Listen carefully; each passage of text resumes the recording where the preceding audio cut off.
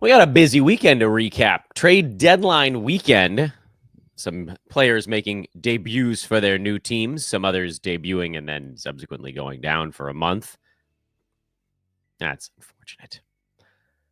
But whatever it may be, we have it all to discuss here on Old Man Squad Fantasy Basketball. I'm Dan Bespris. Thanks as always for tuning in, everybody. We're going to get you settled real fast. Follow me on Twitter at Dan Bespris. Old Man Squad is the handle over on Blue Sky. And if you have a moment, like, rate, subscribe. Those are big ones. If we want to keep growing this thing, welcome back from Super Bowl Sunday. I'm sure you guys are all feeling great right now. I know. It's a tough one. We get through it. Big thank you as always. We wouldn't be able to do any of what we do here, always free, without our friends at Bet Online. I hope you guys had a chance to get down on Super Bowl Sunday with those hundreds and hundreds of prop bets and player props and MVPs and in-game live betting. Game itself was not too compelling. But you know what? Hanging out at BetOnline is always compelling because they're the world's most trusted betting platform and your number one source for online betting. Whether you're a seasoned fan or a first-time bettor, BetOnline offers you everything and more. Yes, more than everything to enhance that game day experience. Visit BetOnline today and make game day action count just a little bit more. BetOnline. The game starts here. You guys know the drill on our Monday morning shows. We go backwards through the weekend. First Sunday, then Saturday, and then, if necessary, it is, by the way, 3 teams, Friday, to get to every team's most recent basketball game. So that's what we're doing today. We'll start with the first one on Sunday morning. Actually, all 3 games were on Sunday morning because they wanted to be over before the Super Bowl. Charlotte was down to full zombie mode. This is skeleton crew. No LaMelo Ball back out for this ball game. We're praying that he's back in for the game Monday tonight.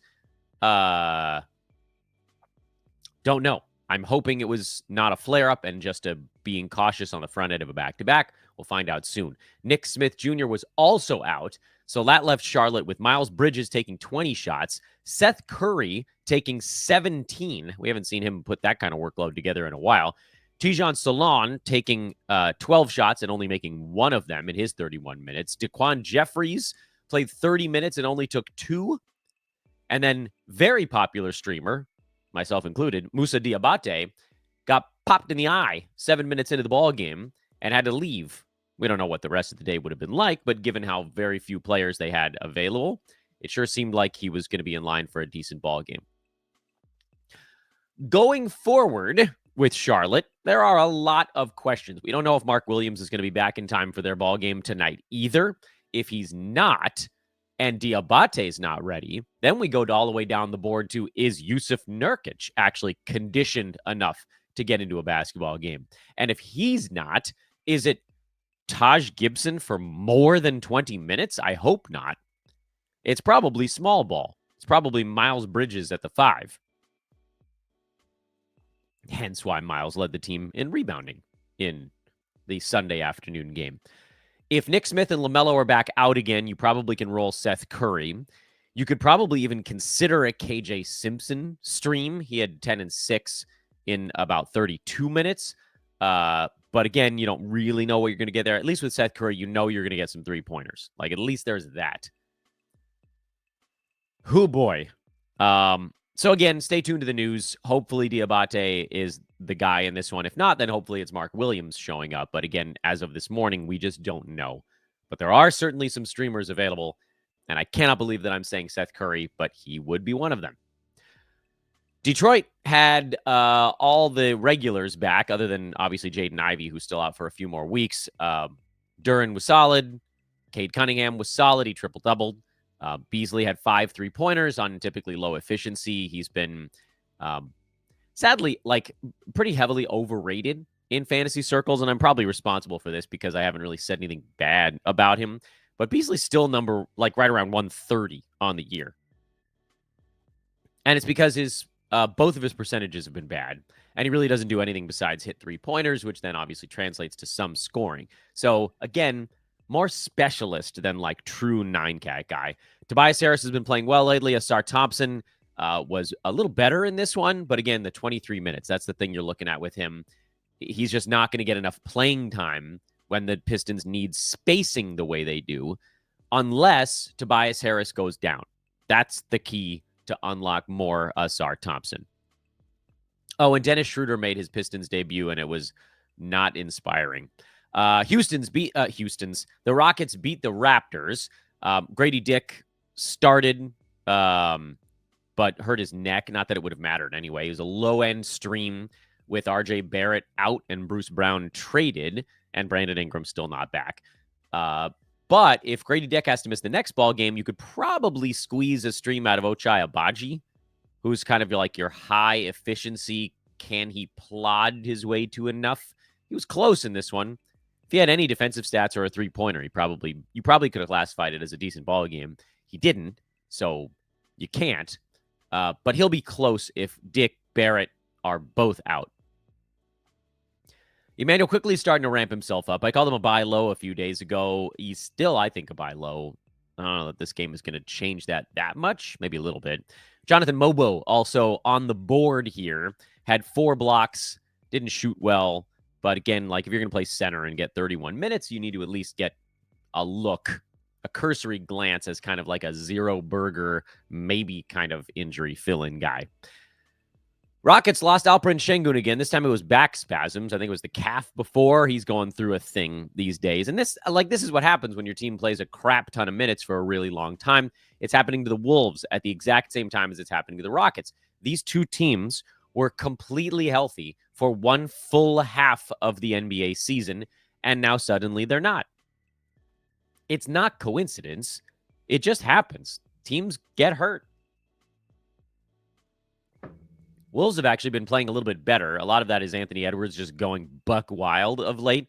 Some of it is that they've been playing not great competition or zombie versions of their competition, like playing the Bulls without Levine, playing the Rockets without everybody, playing the Blazers, who were playing well, by the way. So maybe we should give some credit there. But anyway, we're not talking about the Wolves right now. We're talking about the Rockets. Jock Landale played 24 minutes off the bench because Steven Adams was resting the back-to-back, so they had to go to their third string. If Şengün misses a game and you're punting free throws, you could probably stream Steven Adams. Easy enough. Freddie VanVleet's out through the All-Star break. Tari Eason will be back for the next one because he, too, was sitting out the back-to-back. Houston has another back-to-back this week. Yay! And another one after that. In fact, 6 consecutive games for the Rockets are part of back-to-backs. And effectively, 8 of their last 9 games are part of back-to-backs. So that sucks if you have Tari Eason, but I think you stick with it because they're, kind of chewing up all their back-to-backs right now. Then what do the Rockets have the rest of the way? They still have a few left in there, but it's not quite so bad. Cam Whitmore, you can probably drop. I guess you could hold him through the back-to-back, but one of them is on a super overloaded day, so I think this is more of like a 5-game week kind of stream. And that's probably about as far as you go. If you really wanted to play Dylan Brooks, it's gross. Too gross. Philly lost at Milwaukee. They did at least have their guys, so that's something. Paul George, Joel Embiid are kind of working their way back into shape. Embiid looked better in this ball game, to his credit. Still tends to be part of units that are losing their minutes right now, because he's still very, very slow. And I don't know that that's going to change this year, but at least he sort of looked more like Embiid. PG was fine, but not great. Maxi's the guy that's been just showing out these days. But you can start all 3 of those dudes. It seems like you can probably play Kelly Oubre Jr. as well. The usage is going to be sort of borderline with Maxey, Embiid, and PG all around. But I think at least for the moment, he hasn't fallen off yet. So stick with Oubre. Yabusele had 18 points on only 10 shots, but the minutes were down to 25 again. And so I know that this, again, is like me getting out in front of something. But I don't think Yabusele is better than his schedule play right now. Not while he's coming off the bench. Quentin Grimes, on the other hand, looks like he might be starting to play his way into that small forward spot. Justin Edwards had a bad one. Those two, I feel like, could flip-flop at any moment now. Unless you want Oubre to play small forward and Grimes play shooting guard. Whatever. They're interchangeable there. But Grimes had 10, 7, and 5 with a couple of threes and a block off the bench and 11 shots. I don't know that the usage is going to be high enough for him every single day, but I would certainly put Grimes on the very low-end ads board or the very tippy top of your watch list. That's fair, right? I think that's fair. What the hell was I thinking before? Oh, right, Milwaukee. Let's finish up Sunday, and then we'll see if I can catch my breath. Dame is going to have to be, he's going into full Portland mode right now because there's no Giannis. Middleton is out, is gone. So Kuzma is the new thing. Dame, by the way, is up to number 8 in 9 category leagues. And, I mean, he's been relatively healthy. Not all the way, but pretty good. Hell of a late second round or early third this year. So Dame is rolling. Bobby Portis is rolling. Brook Lopez is good enough. And then you get into the others. And right now, with no Giannis, and we know he's out through the All-Star break and possibly even a little bit after it, what does that mean for Kyle Kuzma? Well, he's going to get, almost Wizards level Kyle Kuzma, which, for better or worse, is startable in points leagues and punt formats. Straight 9 cat, he's a no. He'll do more damage than good. But any punt of a bad thing for Kuz, which for him, field goal, probably the weakest. Free throw, borderline. Turnovers, borderline as well. If you punt one of those things, you can probably get him into playable zone. And then Gary Trent Jr., oddly enough, has kind of revved it up here over the last couple of ball games. It's not like he's been a pillar of efficiency or anything. He's just, looking better all of a sudden. Crazy, I know. Came out of nowhere. But, 7 for 12 last ball game, 7 for 20 in this one, 5 for 8 the game before that, 4 for 11. It's basically the first time all year that he's had 4 consecutive decent usage performance ball games. The steals are starting to come back a tad of late. That was something that, I personally expected him to have an okay number this year. With 6 in his last 2 games, he's pushed his season mark up to about 1 per ball game. Again, not a guy that I'm playing against a games cap, but, when you think about schedule stuff, like yesterday, today was a back-to-back for Milwaukee. That's an easy one.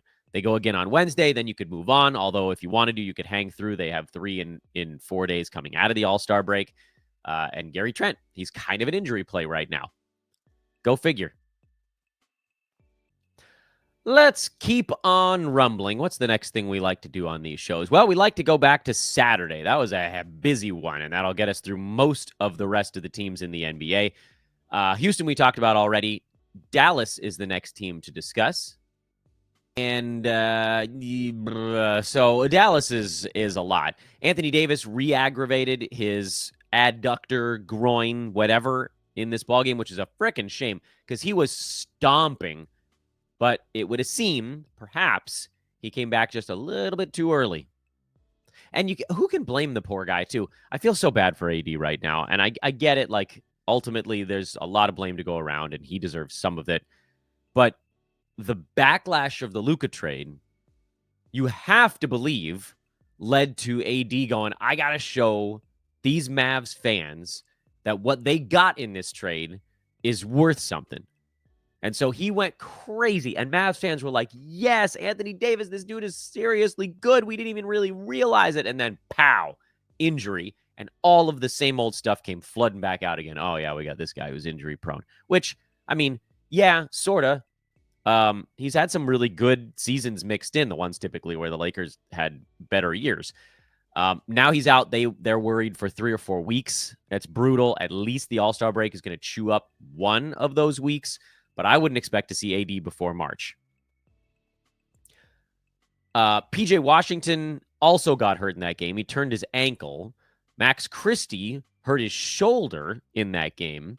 And, at least the Mavs got a win. But holy crap, at what cost? We're waiting. PJ and Christie at least are questionable. So they might play in the Mavs' next ball game, which who the hell is Dallas playing next? They've got Sacramento tonight at home. Here's who I would roster. Let's approach it this way. I would hold PJ Washington. Daniel Gafford is going to get, not that he needed another bump because he had 6 blocks in this game, and the Mavs set a franchise record with 18 of them in AD's first game. No surprise there. PJ's a hold. Gafford's a hold. Kyrie's obviously a play. Those are in my opinion, those are the easy ones. The ones that are a little bit more borderline, I am in on Max Christie. He's definitely an ad for me from over the weekend. Hopefully this shoulder thing doesn't sideline him at all. I am out still on Klay Thompson, out on Spencer Dinwiddie. I am borderline on Najee Marshall. If Christie and PJ are out, I would probably stream Marshall. If they're in, I would not. So that one's a little bit more injury play and based on stuff that we actually don't know and haven't really seen yet. Like, what does this team look like if AD, PJ, and Max are all down? Well, I mean, almost anybody could step up, but at least we know Marshall's willing to go chuck up some shots. I have no idea how the Lakers won this. I mean, I know how the Lakers won this game. Austin Reeves had the game of his life. But, like, looking at it from the before time, I have no idea how the Lakers won this basketball game. A healthy, for the most part, Pacers team. And the Lakers actually led this thing by over 20 points at one point. Pacers made it pretty close in the fourth, as per usual. Halliburton was good. Siakam was good. Thomas Bryant filling in for Miles Turner was decent.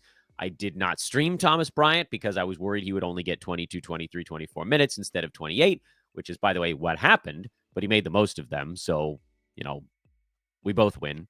And then Andrew Nembhard had an absolutely terrible game. 5 fouls in 21 minutes. He just never got himself involved in it. He's a tough hold, but you should be holding on Nembhard. Thomas Bryant is a dangerous stream. You can, at your own risk, if you want. Lakers, you can kind of throw this one out for most purposes, although the Lakers' Mark Williams trade got rescinded over the weekend. I don't think we've talked about that on a podcast. Or we talked about that on the weekly preview? We might have. So Jackson Hayes played 29 minutes here. I think there's a 0% chance that happens consistently when LeBron and Luka are back in the lineup. I know that Luka is going to want to play with some center that can go up and create a little bit of a vertical threat, but Jackson Hayes is just not very good. And so the Lakers are going to be hard hunting the buyout market for somebody that can basically split minutes with Hayes. In the meantime, until the buyout market happens, they're going to be working Luka in. Everything's going to be focused on that. So I would play Luka, LeBron, and Reeves, and I don't think I would play anybody else for the Lakers right now. And I don't think I'm even picking up Jackson Hayes, which I know maybe that's too mean, potentially. But I just, this is the best case scenario for him. And admittedly, this was a decent ball game because he made all 4 of his dunks.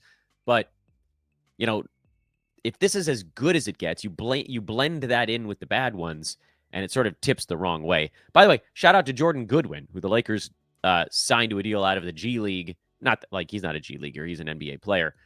He's actually a good fit for what they're trying to do in reality basketball, but obviously no fantasy value there. And this, by the way, was kind of like the last ride for Rui Hachimura. Hawks beat the Wizards. Who doesn't? So let's dig into the Hawks a little bit as well, because they, remember, made a couple of trades. Somehow Clint Capella was not one of them.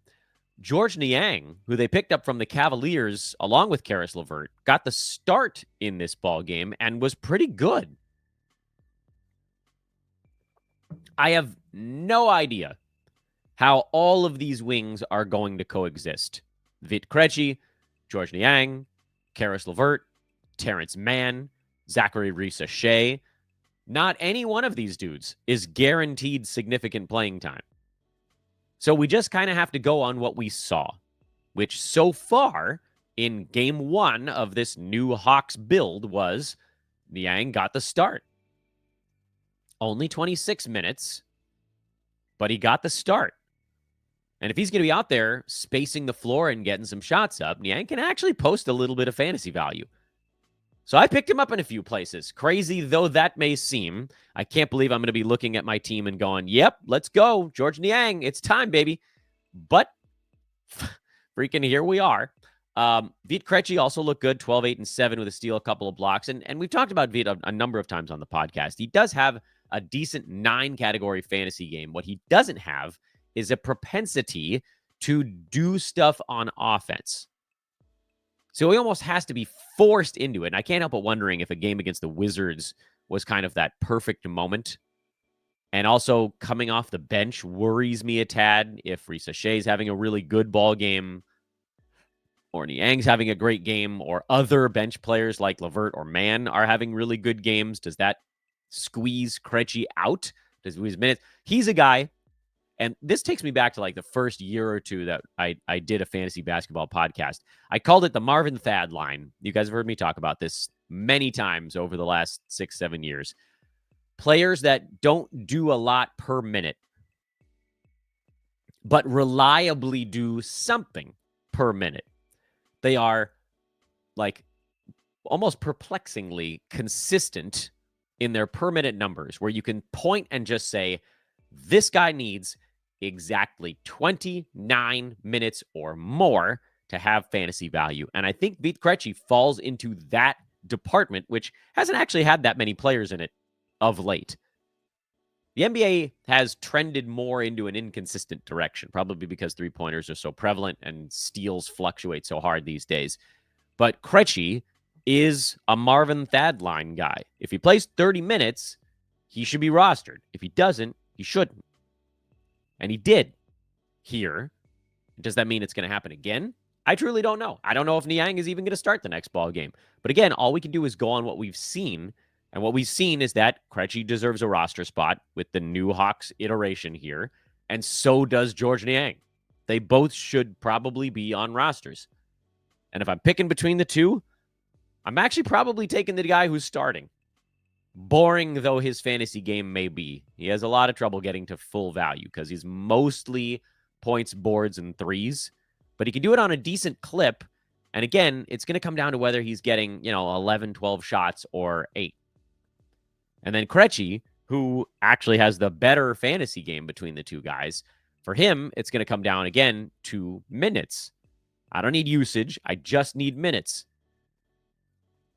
They might both get there. Neither one might get there. There's a lot that's still hanging in the balance.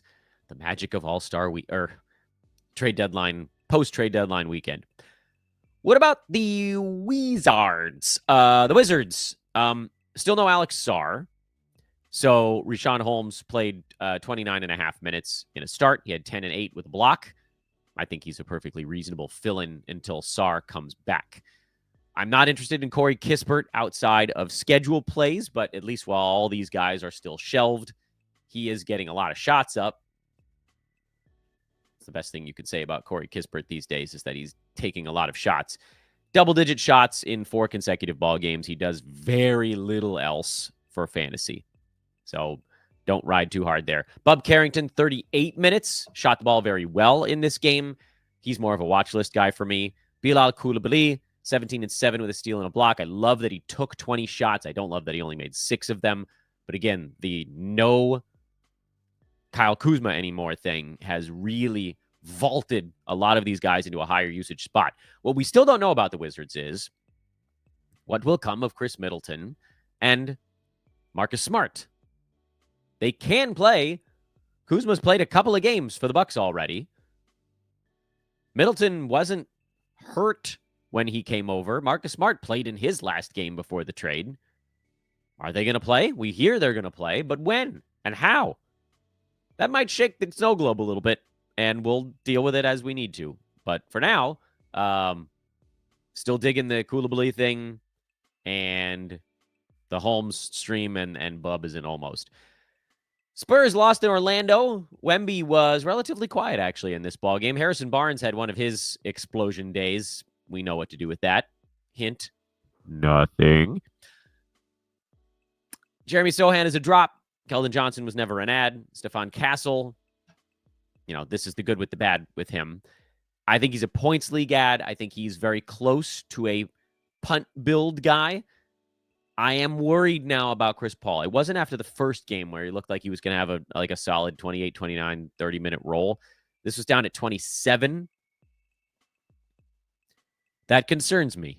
This is a tight competitive ball game. You would have assumed everybody would kind of play as many minutes as they can handle. And Chris Paul, 6 points, 5 assists. I'm going to give him at least through the All-Star break. So I'm not doing anything yet, but I am a little worried.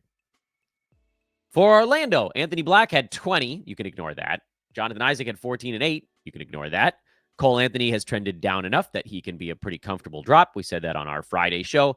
Goga Bitadze is basically a drop. He played 26 minutes here, which Gives me a tiny bit of confidence. I'll probably hold Goga for one more game. But right now, France is sort of your main man. Paolo in your various weird punto builds.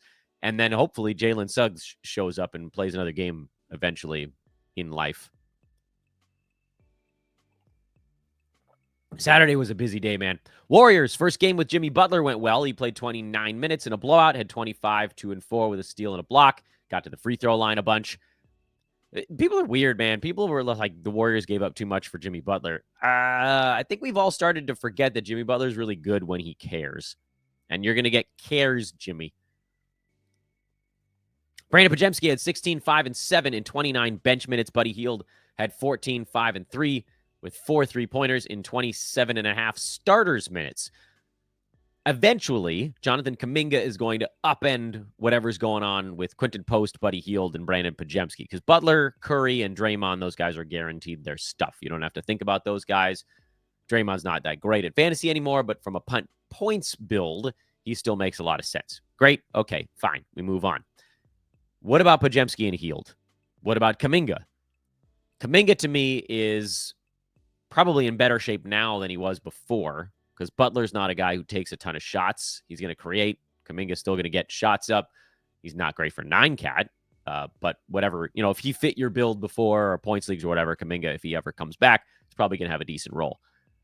At that point, I don't know about Podziemski and Hield. Right now, I think I'd lean to both right now. Podziemski's issues with percentages are the thing that makes him probably a tougher 9-cat play. Hield, the issues there are that, like, he's just bad on a given day and he gets 18 minutes instead of 28. But if he's out there getting 28 minutes, Buddy's going to take enough shots to be fantasy relevant. And I think people have been, and rightfully, so irritated by Buddy Hield over the many, many years that he's been bad at basketball that he's been dropped in a ton of places and not picked back up. I think Hield should be rostered right now. I'm a little surprised he wasn't more rostered because the few games before the trade went down, he was doing a lot of stuff. You need to sort of need the things he's doing, which is mostly, like, he's a good foul shooter if he ever gets there, which is pretty rare, but a lot of 3-pointers. And then he tends to sort of bungle his way into a few rebounds and a few assists and a couple of steals, and he doesn't turn the ball over very much either. So Hield, to me, is kind of like maybe you're under the radar ad from a lot of this stuff.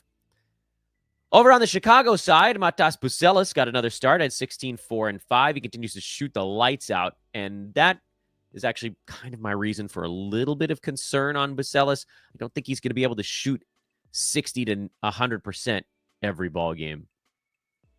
What do? Well, you ride it out. See what happens. He's been an ad for a couple of days. See what goes down. I'm holding on Io. I'm assuming Lonzo Ball will be back soon. He's a roto hold. I don't know about head-to-head. And then, you got the usuals there in Chicago. So no big changes game over game.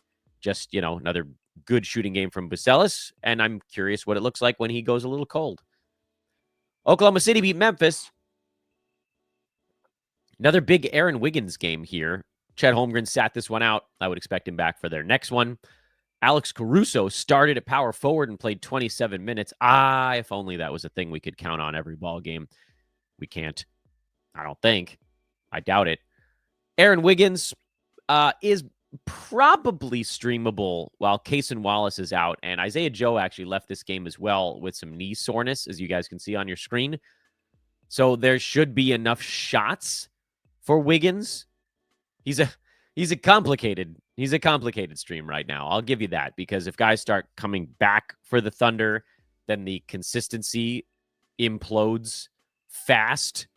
Because we're talking about a guy who scored 40 and then 13, 17, 18, 26. He's going crazy right now, but it's because there's a lot of guys hurt. So he's just barreling shots in. He doesn't do much besides shoot, which makes him, again, a very tough sell if any of the usage goes away. But at least something happened different with the Hornets these days. Caruso getting a start is super interesting. If that happens again, this is a tough week to say I'd blow a move, because you got the double week, the all-star double week. But Roto, I'd pick the crap out of Caruso if I could get him for an injury stream. Grizzles got popped in this one, but OKC's doing that to a lot of teams. Santi Aldama belongs on rosters. That's the thing to sort of maybe hammer in on here.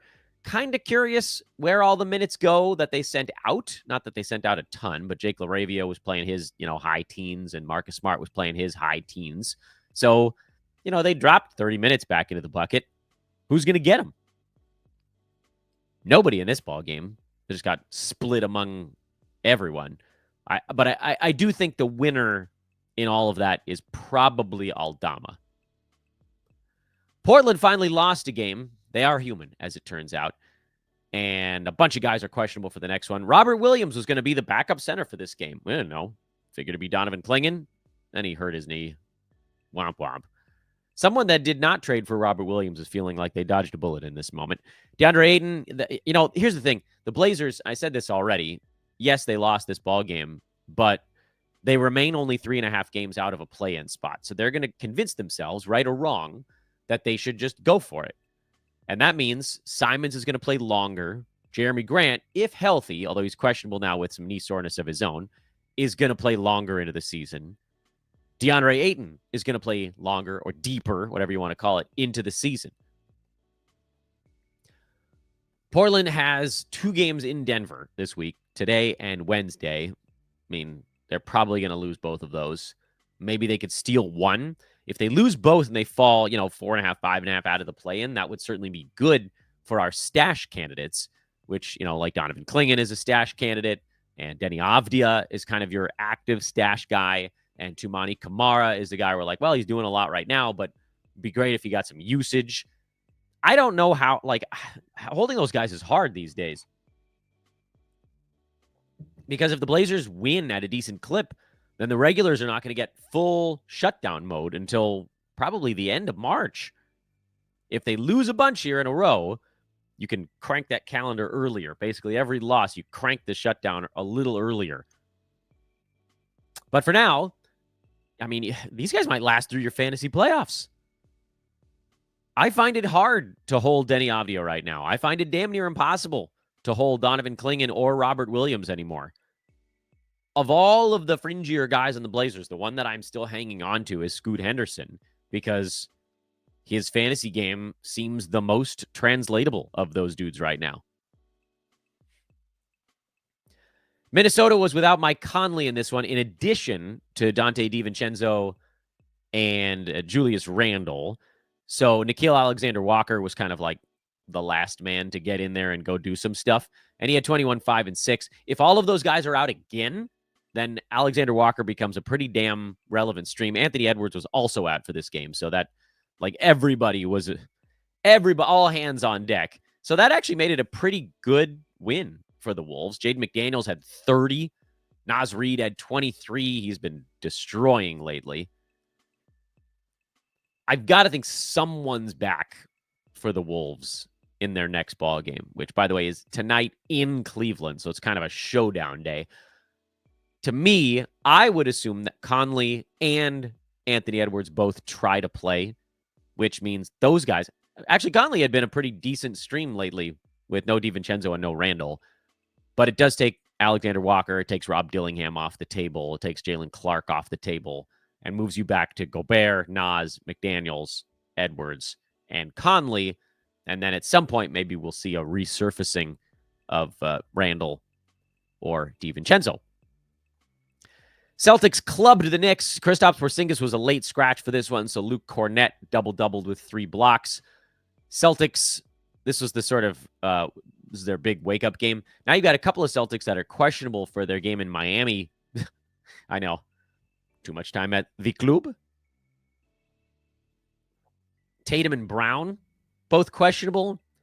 If one of them sits, you could probably squeeze a Sam Hauser stream into this thing. Drew Holiday's been out for a few games now as well. And if Kristaps Porzingis is back out again, you could probably stream Luke Cornett, but you kind of have to wait and find out. Celtics, a lot of Celtics are game time calls these days. I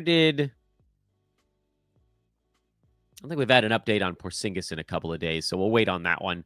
You're waiting on a lot of stuff, But Celtics might give you some injury plays. Again, this is more for the roto side, the games cap folks who aren't dealing with a weekly moves limit.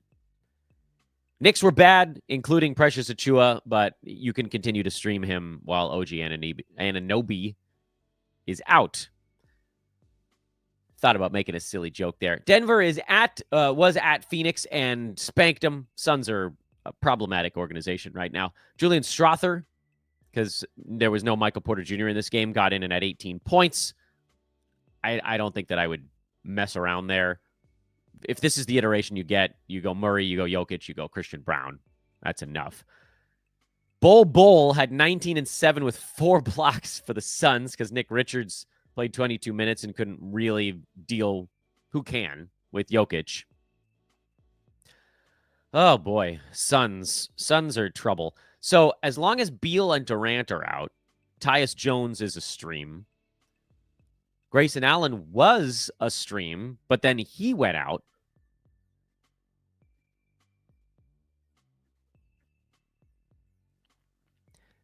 And no one really stepped up in his place, unless you want to say Bol did. Nick Richards is, I don't think you need to hold him. So give me Booker, Durant, and Beal when the team is healthy. When one of those guys is down, give me Grayson Allen and maybe Tyus Jones. But I don't think Tyus Jones is a play when they get healthy again. So Tyus, injury replacement level guy right now. Zion finally had a good game for the Pelicans. They lost because that's what the Pelicans do this year. They've lost 8 games in a row. But from a fantasy standpoint, there were a few things to note in this ball game. Number one, Karlo Matkovic moved back to the bench. This is, by the way, why I had him on my watch list. We talked about that on our weekend review show on Saturday. I wasn't a full believer yet. They let him start one time. I thought, that's interesting. If it happens a bunch of times, we'll take a look. It didn't. Yves Missi had 13 rebounds and 4 blocks, so a decent game for him, even with Zion in. That's also kind of interesting. Daniel Tice obviously is gone. Kelly Olynyk is either hurt or not playing. Unclear. So Missi is a guy to keep an eye on. I don't know if he's quite good enough to roster at this exact moment, but he's close. And then Jose Alvarado, not to bury the lead here, got the start and played 29 minutes as basically just a true point guard. Don't shoot, Jose. Just get steals and assists. And that's what he did. 9 assists and 3 steals. That's a beautiful thing. I added a bunch of Jose Alvarados over the weekend. Wherever I could get him on a fantasy team, I did. Because if this is how they're going to run it, then I want Jose. Keon Ellis got 32 minutes for the Kings. He's the guy that we've been watching to see if there were maybe going to be enough bench minutes. But it came with sort of a side story, and that was DeMar DeRozan and Domantas Sabonis didn't play their full complement of minutes in this ballgame. DeRozan, only 32 minutes. They were just trying different combinations. With the one with Ellis worked better. Sabonis fouled out. He did manage 34 minutes, so that didn't change things all that much. But the DeRozan one, that was the difference between Ellis playing 26, 27 minutes and 32. I kind of want to see Keon do it again before I call him a true ad. Because he had 24 minutes in the game before this one, and that's not enough for him. 32 is. Really like 27 probably is for Ellis. And I know his fantasy game is somewhat limited. It's 3s. It's just a smattering of assists and then a lot of steals and blocks. But boy, that would be useful on a lot of teams. Still, I think I'm going to wait one more game just to see if there can be some consistency there. The Zombie Jazz played the Clippers because this was part of a back-to-back, and you'll see that with Utah. Just something to keep in mind. If Walker Kessler sits, Kyle Filipowski is your fill-in guy. If Lauri Markkanen sits, there wasn't an obvious pickup or play. Colin Sexton is dealing with the ankle thing, so that's opened things up for Jordan Clarkson and Keontae George, because Isaiah Collier is just the point guard now. And with Clarkson and George, you guys know enough to know when to use these guys, which is basically like a punt turnover, punt field goal type of build, but they are strikingly similar in their fantasy games, so use them when it makes sense. I would expect the Jazz to play their big boys in this game because this is Luka Laker. This is big ESPN TV game. So expect John Collins back in there. Expect Markkanen back in there. Expect Kessler back in there. Not Sexton. He's the one of those guys who's actually hurt right now. And then on the Clippers side, Derek Jones, I had just called him a low-end ad, and then he went out and shot 1 for 4 at the free throw line and pretty much just tanked that. But typically, he's getting about 30 minutes. He's getting, a dozen points, 4 rebounds, couple of assists. Usually, there's some steals and blocks mixed in, and usually it's on good percentages. He's a super low-end play that this game doesn't change that for me. Zubats, man, what a freaking year he's having. Oh, by the way, if you're going to come out and ask me what to do with Kawhi Leonard, the answer is wait it out. This is called the dead leg. Kawhi hadn't played basketball in like 9 or 10 months. He came out. They've been trying to push him to get the minutes higher, and now his body is reacting to that by just sort of being tired. He's got dead legs. The All-Star break will be perfect for Kawhi. They timed it out just right as long as he doesn't get hurt in the one game he's going to play this week before they all get a week off. It's a back-to-back. He's going to skip one of them. So don't worry about it. Kawhi's going to be fine. And nothing else changes on the Clippers. We do, by the way, have 3 teams that did not play over the weekend. And those teams, I looked it up before the show, and now I forgot who it was. It was Brooklyn, Cleveland, and Miami. Brooklyn, Cleveland, Miami. So lucky for us here, we go to Friday at Basketball Monster. Cleveland's right there at the top of the board. There isn't a whole lot to think about here. DeAndre Hunter is about to get integrated into their offense, and that'll probably blow up Max Strus's spot and possibly Ty Jerome as well. You're not doing anything. I personally don't think Hunter gets enough shots to be fantasy relevant because the game is highly predicated on scoring. But, maybe he gets in there and does a little more rebounding. I would be surprised, though. I think you might see some good games to start, and he's going to be very open on this Cavs team. But 9-cat inside the top 100 feels like a bit of a reach. You guys know I have no idea what the Nets are doing on a game-to-game basis. Nice thing here is that the 2 teams that didn't play over the weekend actually played each other on Friday. Miami is about to work Andrew Wiggins into the mix, so that's going to screw things up a little bit. I'm hoping that Nikola Jovic is not the guy that loses out. I am hoping that Duncan Robinson and Terry Rozier are the guys who lose out to Andrew Wiggins. But again, we don't know. We kind of just have to wait and see. For now, you're holding Ware. You're obviously holding Adebayo and Hero, who, to no one's surprise, Tyler Hero has finally hit a patch of inefficiency and fallen outside the top 40. It was an amazing run, and it's still a fantastic season for him, but he's finally falling back towards that like 50 to 80 range that we thought about, and he's definitely been there lately. But man, what a year he'd had up until that point. Hopefully, Tyler can get fired back up. I just feel like this is actually the regression we knew was eventually going to happen. But man, I mean, the job is his. There's no Jimmy Butler coming back. Hold Jovic and hold Wiggins. He's going to get a lot of playing time. Andrew Wiggins is going to play. He'll see his full starters minutes, and now we just have to kind of see where they come from. And as far as Brooklyn goes, I have no idea. None. Noah Clowney and Cam Thomas are supposed to be back right around the return from the All-Star break, and then that's going to shake it all up again. If you wanted to play Keon Johnson for just this week, you probably could, and it would probably be okay because they're going to play the Hornets, who don't guard anybody, and the Sixers, who right now don't guard anybody. They did when Embiid and Paul George were out. They had to win with defense. Now they're back to old, slow guys that can't guard anyone, at least for the moment. So it should be a pretty good week for Johnson and maybe even Zaire Williams. Cam Johnson and D'Angelo Russell, I think I would. D'Lo's questionable with an illness again, but I would play those guys if they're in. But I truly don't know, especially once guys come back. Cam Thomas, I assume they'll bring him along slowly, although they've certainly given him enough time to recover this time around. And then what of Noah Clowney? I assume he takes Zaire Williams' spot. Cam Thomas probably takes Keon Johnson's spot. But are they going to run a team of... Are they going to run Claxton, D'Lo, and the 2 Cams down the stretch? Brooklyn's 18-34. If they tank hard enough, they could fall behind the Raptors. I don't know about falling behind anybody else, though.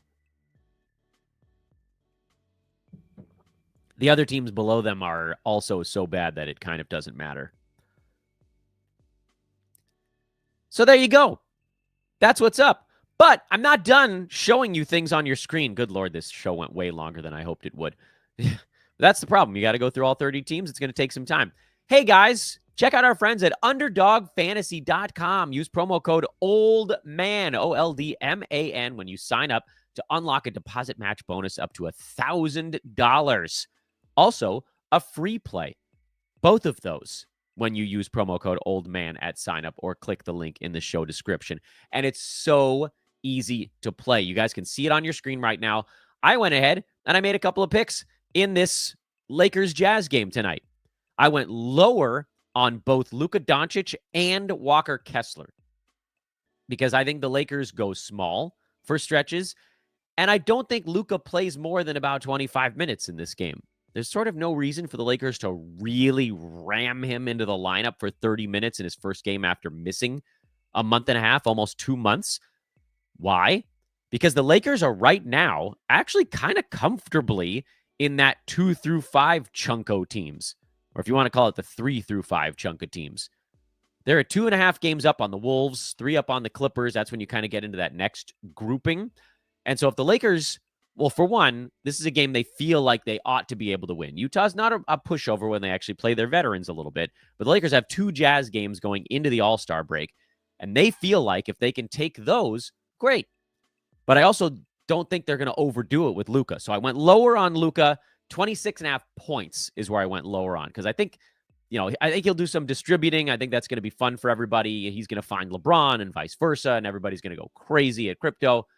And then I went lower on Walker Kessler because I think the Lakers are going to try to space the floor out on him. And Luka running a pick and roll that involves Walker Kessler is going to be complicated. As long as it's not Jackson Hayes setting the screen. Because at that point, where's Jackson going after setting the screen? He's going towards the bucket. That makes things a little more predictable.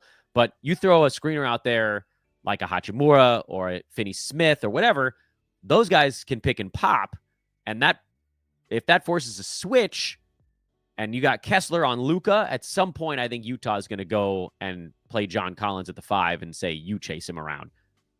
Because Kessler dealing with Luka could be very bad. So with Kessler, I went lower on 22.5 PRA, point, rebound, and assists, because I do think that he might get a couple of easy ones on offense, but I'm hoping that altogether, the expectation there is he's not going to be good at multiple things tonight. So that's my card. I put 2 in there. That's all you got to do. The lower on Doncic, I think, had boosted odds, or maybe it was the lower on Kessler had boosted odds. So I just put $2 on it to win 7. It's basically 3.5 to 1. Come play with me. Come play with me. Okay, now we're done. I'm Dan Vespris on Twitter. I forgot to tell you mid-show to subscribe. I should have done that at like the 25-minute mark, but I didn't. So do it now. If you made it to this point, subscribe to Old Man Squad Fantasy Basketball. Hit the like button on this video. Shout out to my buddy Matty G for helping me with these frames. Love them frames. I got to upload the other ones into the system. I keep saying that and then not doing it. Time to go check on one of my kids who's sick again because winter. Have a great one, everybody. We'll be back in a little bit. We got a second podcast coming today, probably on some top ads because everybody loves when you just pare it down and give them everything in digestible fashion. I'm Dan for Old Man Squad. Subscribe, like, rate, review, all that good stuff. See you guys in a little bit.